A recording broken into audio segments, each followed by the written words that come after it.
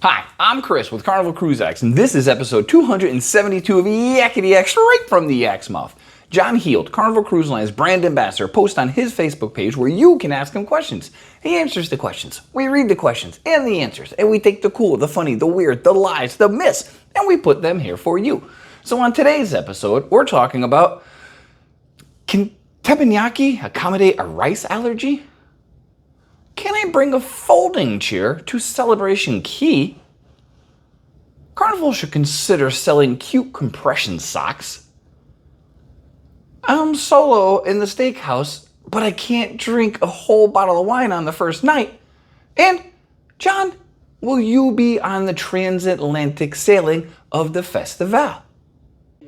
And this is straight from the Yak's mouth.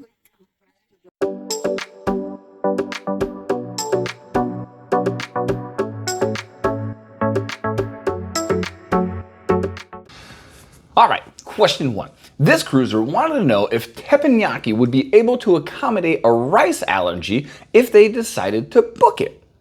John said, unfortunately not.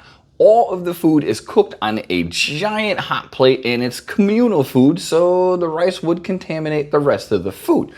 It's one of the reasons Liz and I have not gone to Teppanyaki, because they cook everything right there. She's a vegetarian, so she's going to get as she likes to say, meat juice all over her stuff. So no, you can't cook it separately if you have a rice allergy in Teppanyaki. Question two. This cruiser wanted to know if they were allowed to bring a folding chair with them to Celebration Key in Relaxaway Key. K now, sorry. They've gone to Celebration Key before and had to go back to the shop areas. The only places were to sit down, they said, were the loungers, and they were way too low for them to sit down and get back up comfortably. John said, yes, you absolutely may do so.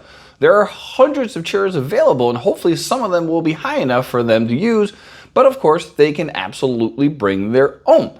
They do not allow you to bring the beach umbrellas though. So you can bring a folding chair off there, because if you don't like the ones that are really low, and I can see that, they're kind of low, you gotta rock a little bit to get up and out of those, but you can bring one, absolutely. Speaking of like, if you like what you see and you enjoy cruising content, please like and subscribe. We would greatly appreciate that.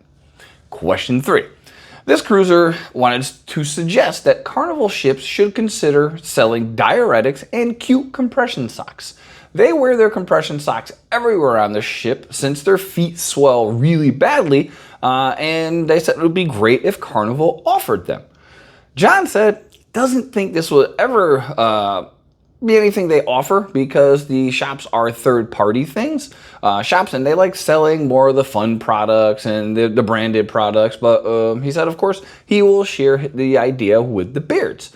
I mean, I think that'll be cool. A lot of people wear compression socks, have a nice little whale tail on the side of a compression sock. That'd be pretty cool. I mean, it'd be Carnival branded. So, I don't know. I think it's a good idea. Question four. This cruiser knows that if they book the steakhouse for the first night, they get a free bottle of wine.